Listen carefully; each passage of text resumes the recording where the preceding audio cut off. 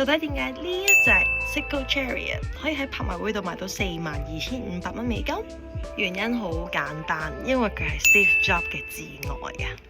咁喺1984年咧 ，Steve Jobs 咧推出咗一部 Macintosh 嘅一部電腦啦。咁咧坐喺地下嘅一張經典黑白照，佢就係帶住呢一隻 Seiko Chariot 啦。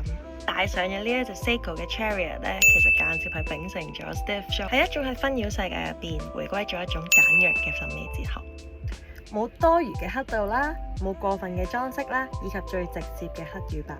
而對於 Steve Jobs 嚟講咧，呢一隻錶咧嘅設計唔係簡陋，而係 less is more。